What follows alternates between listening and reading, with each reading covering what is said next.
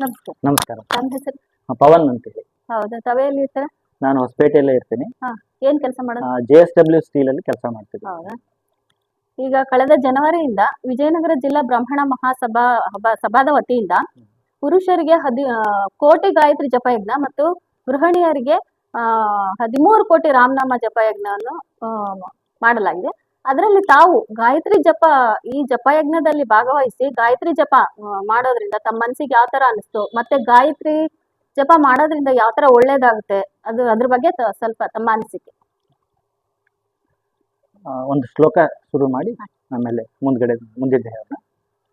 ಶಿವಗುರು ಸತಿಪುತ್ರಂ ಅದ್ವೈತ ತತ್ವದೇಶಿಕಂ ಚಿಂತಾಮಣಿ ಯತಿ ಮುಂದೆ ಶ್ರೀಶಂಕರ ಗುರುಂಭಜೆ ಮುಕ್ತಾ ವಿದ್ರುಮ ಹೇಮ ನೀಲ ಧವಳಚ್ಛಾಯೈ ಮುಖೈ ಸ್ತ್ರೀಕ್ಷಣೈ ಯುಕ್ತಾಂ ಇಂದು ನಿಬದ್ಧ ರತ್ನಮುಕುಟಾಂ ತತ್ವಾರ್ಥ ವರ್ಣಾತ್ಮಿಕಾಂ ಗಾಯತ್ರೀಂ ವರದಾ ಅಭಯ ಅಂಕುಶಕಶಾಂ ಶುಭ್ರಂ ಕಪಾಲಾಂ ಗದಾಂ ಶಂಕಂ ಚಕ್ರಂ ಅಥ ಅರವಿಂದ ಯುಗಳಂ ಹಸ್ತೈರ್ವಹತೀಂ ಭಜೆ. ಈಗ ನೋಡಿ, ಒಬ್ಬ ಮನುಷ್ಯ ತನ್ನ ಹತ್ರ ಇರೋ ವಸ್ತುಗಳನ್ನೆಲ್ಲ ಶುದ್ಧವಾಗಿ ಇಟ್ಕೊಂತಾನೆ. ಒಂದು ಬಟ್ಟೆ ಆಗ್ಲಿ, ಮನೆಯಲ್ಲಿರೋ ಒಂದು ತಂದು ವಾಹನ ಆಗ್ಲಿ, ಒಂದು ಪಾತ್ರೆ ಸಾಮಾನುಗಳಾಗ್ಲಿ, ತನ್ನ ದೇಹ ಆಗ್ಲಿ, ಈ ರೀತಿ ಪ್ರತಿಯೊಂದು ವಸ್ತುಗಳನ್ನು ಶುಭ್ರವಾಗಿ ಇಟ್ಕೊಳ್ಳಿಕ್ಕೆ ಅನೇಕ ಸಾಧನಗಳನ್ನು ಉಪಯೋಗಿಸ್ತಾನೆ.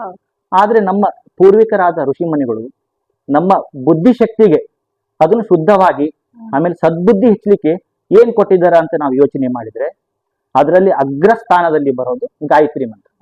ಇದರಿಂದ ನಮ್ಮ ಬುದ್ಧಿಶಕ್ತಿ ಮೇಧಾಶಕ್ತಿ ಎರಡೂ ಹೆಚ್ಚಾಗಿ ಆ ಭಗವಂತನಲ್ಲಿ ನೆಲೆ ನಿಲ್ಲಕ್ಕೆ ಅದು ಸಾಧ್ಯವಾಗುತ್ತೆ.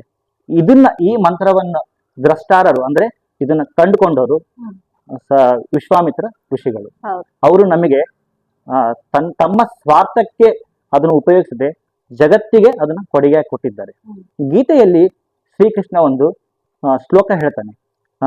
3ನೇ ಅಧ್ಯಾಯದಲ್ಲಿ ಬರುತ್ತೆ, ಇಂದ್ರಿಯಾಣಿ ಪರಾಣ್ಯಾಹು ಇಂದ್ರಿಯೇಭ್ಯ ಪರಂ ಮನಸಸ್ತು ಪರಾ ಬುದ್ಧಿರ್ ಯೋ ಬುದ್ಧೇ ಪರಸಸ್ತು ಸಹ. ಅಂದ್ರೆ ಹೊರಗಿನ ಲೋಕದಲ್ಲಿ ಏನು ವಿಷಯಗಳಿದೆಯಲ್ಲ ಅದಕ್ಕಿಂತ ಇಂದ್ರಿಯಗಳು ಶ್ರೇಷ್ಠ.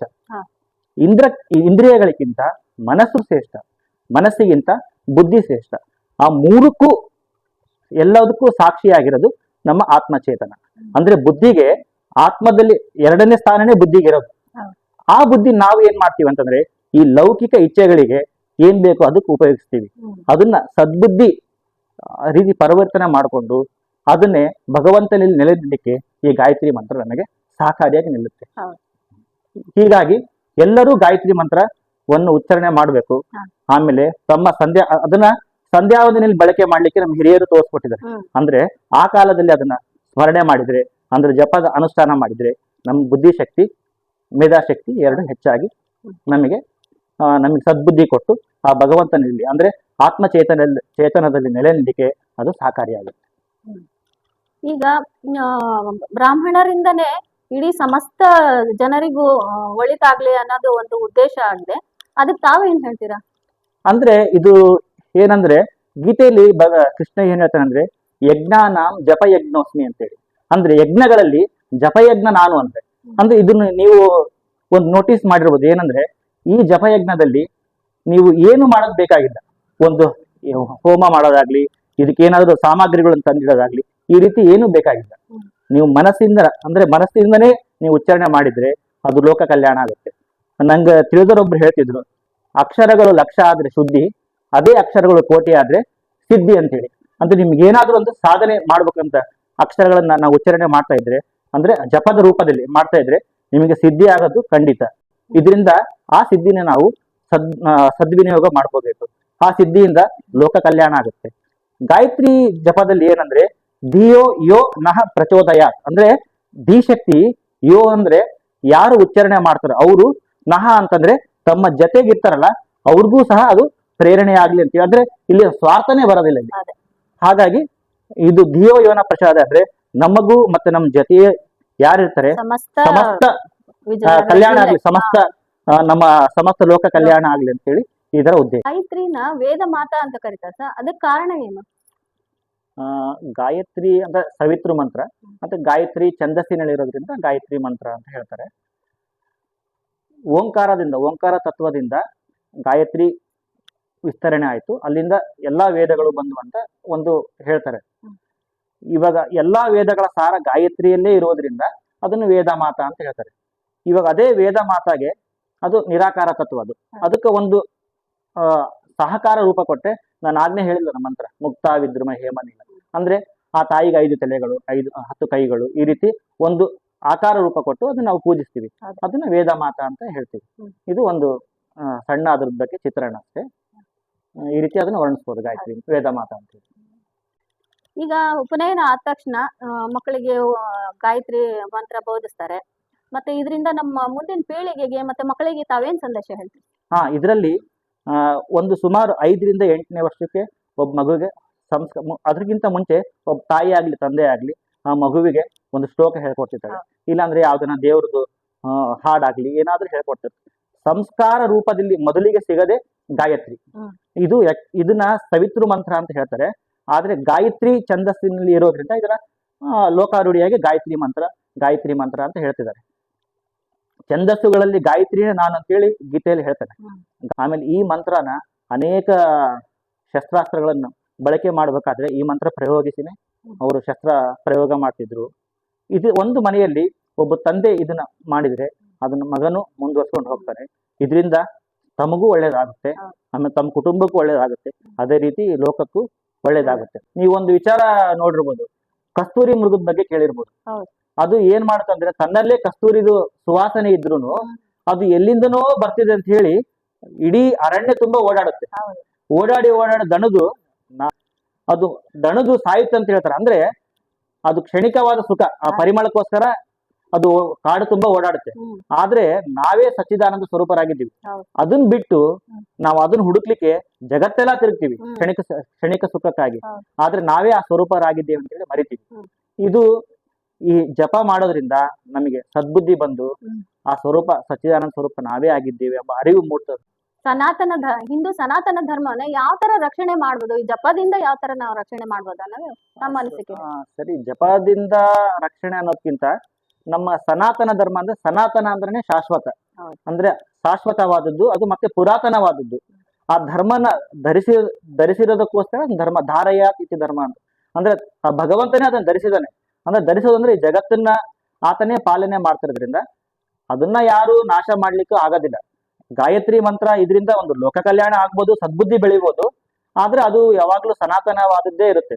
ನಾವ್ ಇವಾಗ ಕೇಳ್ಬೋದು ನಮ್ಮ ಯಾರನ್ನ ಪೂರ್ವಿಕ ನಮ್ಮ ಕಾಲದಿಂದನೂ ಇದೆ ಅಂತ ಹೇಳ್ತಾರೆ. ಅಂದ್ರೆ ಅದು ನಿರ್ದಿಷ್ಟವಾದ ಅದಕ್ಕೆ ಕಾಲನೇ ಇಲ್ಲ. ಅದಕ್ಕೆ ನಮ್ ಗುರುಗಳು ಹೇಳ್ತಿರ್ತಾರೆ ಅದಕ್ಕೆ ಒಂದು ಡೇಟ್ ಆಫ್ ಬರ್ತ್ನೂ ಇಲ್ಲ, ಅದೇ ರೀತಿ ಡೇಟ್ ಆಫ್ ಡೆತ್ನೂ ಇಲ್ಲ ಅಂತ ಹೇಳ್ತಾ ಇರ್ತಾರೆ.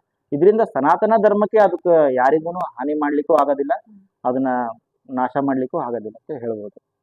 ಆಮೇಲೆ ಇನ್ನೊಂದು, ಈ ಜಪದಿಂದ ಮಾನಸಿಕ ಜಪದಲ್ಲಿ ಗೀತೆಯಲ್ಲಿ ಒಂದು ಕೃಷ್ಣ ಚೆನ್ನಾಗಿ ಹೇಳ್ತಾನೆ, ಮನಸ್ ಪ್ರಸಾದ ಸೌಮ್ಯತ್ವಂ ಮೌನಂ ಆತ್ಮ ವಿನಿಗ್ರಹ ಭಾವ ಸಂಶುದ್ಧಿ ರೀತ್ಯೇತ ತಪೋ ಮಾನಸಂ ಉಚಿತೆ. ಅಂದ್ರೆ ಈ ಮನಸ್ಸಿನ ಪ್ರಶಾಂತತೆಯನ್ನು ಕಾಪಾಡುತ್ತಲ್ಲ, ಅದು ಮಾನಸಿಕ ತಪಸ್ಸಿದ್ದಂಗೆ. ಇದರಲ್ಲಿ ಭಾವ ಸಂಶುದ್ಧಿ ಅಂತ ಬರ್ತದೆ. ಅಂದ್ರೆ ತನಗೆ ಸ್ವಾರ್ಥ ಇರ್ಲಾರ್ದಂಗೆ ಮನಸ್ಸಿನಲ್ಲಿ ಏನ್ ಕಾರ್ಯ ಮಾಡ್ತಾನಲ್ಲ, ಅದು ಮಾನಸಿಕ ತಪಸ್ಸಿಗೆ. ಇದು ಸಾತ್ವಿಕರಲ್ಲಿ ಹೆಚ್ಚಾಗಿ ಇದನ್ನ ನಾವು ಕಾಣ್ಬೋದು. ಈ ರೀತಿ ಜಪ ತಪ ಅನುಷ್ಠಾನ ಇಟ್ಕೊಂಡರೆಲ್ಲ ಸಾತ್ವಿಕರಾಗಿರ್ತಾರೆ. ಅವರಿಂದ ಈ ಹೇಳಿದ್ರಲ್ಲ ಸನಾತನ ಧರ್ಮಕ್ಕೆ ಯಾವುದು ಕೇಡೇ ಬರೋದಿಲ್ಲ. ಇದರಿಂದ ಇದ್ರೆ ಇಂಥ ಬುದ್ಧಿ ಎಲ್ಲರಲ್ಲೂ ಬಂದ್ರೆ, ಈ ಸದ್ಬುದ್ಧಿ ಎಲ್ಲರಲ್ಲೂ ಬಂದ್ರೆ ನಮ್ಮ ಇನ್ನೂ ಉತ್ತಮ ರೀತಿಯಲ್ಲಿ ಉತ್ತಮ ಕಾರ್ಯಗಳನ್ನು ಮಾಡುತ್ತೆ ಅಂತ ನಾನು ಹೇಳಿಕ್ಕೆ ಇಷ್ಟಪಡ್ತೀನಿ. ತಾವು ಯಾವಾಗ್ಲೂ ಮಠಕ್ಕೆ ಬರ್ತಿರ್ತೀರಾ, ಮತ್ತೆ ಗುರುಗಳ ಭಕ್ತರಂತ ಗೊತ್ತು. ಆದ್ರೂ ಮತ್ತೆ ಚಿಂತಾಮಣಿ ಮಠ ಮತ್ತೆ ಗುರುಗಳ ಬಗ್ಗೆ ತಮ್ಮ ಗುರುಗಳು ಇವಾಗ ಒಂದು ಕಳೆದ 3 ವರ್ಷದಿಂದ ಮಠದ ಪೀಠಾಧಿಪತಿಗಳಾಗಿದ್ದಾರೆ. ಇವಾಗ ನೀವೊಂದು ಅಬ್ಸರ್ವ್ ಮಾಡಿರ್ಬೋದು, ಯಾವ್ದನ ಒಂದು ಬೀಜ ಇರುತ್ತೆ, ಅದಕ್ಕೆ ಅನುಕೂಲವಾದ ವಾತಾವರಣ ಇದ್ರೆ ಅದು ಅಂಕುರಗೊಳ್ಳುತ್ತೆ, ಅಂದ್ರೆ ಮೊಳಕೆ ಹೊಡೆಯುತ್ತದೆ. ಅದಕ್ಕೆ ಅನುಕೂಲ ವಾತಾವರಣ ಅಂತಂದ್ರೆ ಒಂದು ನೀರು ಸಿಗಬೇಕು, ಇಲ್ಲ ಒಂದು ಉಷ್ಣತೆ, ಸೂರ್ಯನ ಶಾಖ, ಮಣ್ಣು, ಈ ರೀತಿ ಅನುಕೂಲ ವಾತಾವರಣ ಇದ್ರೆ ಅದು ಒಂದು ಮೊಳಕೆ ಹೊಡೆದು ಬೆಳೆದು ಅದು ತನ್ನ ಸ್ವಾರ್ಥ, ಅದಕ್ಕೆ ಏನು ಸ್ವಾರ್ಥ ಇರಲ್ಲ, ಅದಕ್ಕೆ ಅಂದ್ರೆ ಫಲಗಳನ್ನು ಕೊಡುತ್ತೆ. ಅದು ತಾನು ಬಳಕೆ ಮಾಡೋದಿಲ್ಲ. ಅದೇ ರೀತಿ ಒಬ್ಬ ಮನುಷ್ಯನ ಬುದ್ಧಿಶಕ್ತಿಗೆ ಒಂದು ಪ್ರೇರಣೆ ಸಿಗಬೇಕು, ಅದು ಯಾವ್ದ ಮೂಲಕನಾದ್ರೂ ಬರ್ಬೋದು. ಆ ನಿಟ್ಟಿನಲ್ಲಿ ಗುರುಗಳು ಅನೇಕರಿಗೆ ಈ ರೀತಿ ಸ್ಥೈರ್ಯ ತುಂಬುತ್ತಿದ್ದಾರೆ. ತಮ್ಮ ಮಾತಿನಿಂದ ಆಗ್ಲಿ, ತಮ್ಮ ಸತ್ಸಂಗದಿಂದ ಆಗ್ಲಿ, ಅನೇಕ ಜನಕ್ಕೆ ಈ ರೀತಿ ಅನುಕೂಲವಾದ ವಾತಾವರಣ ಸಿಗ್ತಾ ಇದೆ. ಅದರಲ್ಲಿ ನಾವು ಒಬ್ಬರು ಅಂತ ಹೇಳ್ಕೊಳ್ಳಿಕ್ಕೆ ಹೆಮ್ಮೆ ಅನಿಸುತ್ತೆ. ಇದರಿಂದ ನಮ್ಗೆ ಇನ್ನೂ ಹೆಚ್ಚು ಆನಂದ, ಈ ರೀತಿ ಅವ್ರ ಜೊತೆ ಕಾಲ ಕಳೀಲಿಕ್ಕೆ, ಹಾ. ಅವ್ರ ಜೊತೆ ಮಠದಲ್ಲಿ ಸೇವೆ ಮಾಡ್ಲಿಕ್ಕೆ ಅನುಕೂಲ ಆಗಿದೆ. ಇದೇ ಸೇವೆ ನಮಗೆ ಅವರು ಮುಂದೆ ಕರುಣಿಸ್ಲಿ ಅಂತೇಳಿ ನಾವು ಪ್ರಾರ್ಥನೆ ಮಾಡ್ಕೊಂತೀವಿ. ಈಗ ಹೊಸಪೇಟೆಯಲ್ಲಿ ಶಂಕರ ಮಠನೇ ಇರ್ಲಿಲ್ಲ ಸರ್, ಇದ್ರೂನು ಅದು ಅಭಿವೃದ್ಧಿ ಆಗಿರ್ಲಿಲ್ಲ. ಈಗ ಗುರುಗಳು ಬಂದಾಗಿಂದ ಶಂಕರ ತತ್ವಗಳನ್ನ ಪ್ರಚಾರ ಮಾಡ್ತಿದ್ದಾರೆ, ಮತ್ತೆ ಹಿಂದೂ ಧರ್ಮನ ಎತ್ತಿ ಹಿಡಿತಿದ್ದಾರೆ. ಅದಕ್ಕೆ ತಾವೇನ್ ಹೇಳ್ತೀರಾ? ಇದು ನೀವು ಒಳ್ಳೆ ಪ್ರಶ್ನೆ. ಹ್ಮ್. ಆ ಗುರುಗಳು ಎಲ್ಲಾ ಕೆಲಸ ಮಾಡ್ತಿದ್ದಾರೆ, ಆದ್ರೆ ನೋಡೋ ಕಣ್ಣಿರ್ಬೇಕಷ್ಟೇ ಹೌದು. ಮೇನ್. ನಾವು ನೋಡೋ ರೀತಿ ಚೆನ್ನಾಗಿದ್ರೆ ಎಲ್ಲವೂ ಒಳ್ಳೇದಾಗಿ ಇರ್ತದೆ. ಹೌದು. ಈ ರೀತಿ ಅನೇಕ ಕಾರ್ಯಕ್ರಮಗಳು ಆಗ್ತಾ ಇದೆ ಮಠದಲ್ಲಿ. ನಾವು ಅನೇಕ ಕಾರ್ಯಕ್ರಮಗಳಲ್ಲಿ ಭಾಗಿಗೊಂಡಿದ್ದೀವಿ, ಅದನ್ನ ನೋಡಿ ಸಂತಸ ಪಟ್ಟಿದ್ದೀವಿ.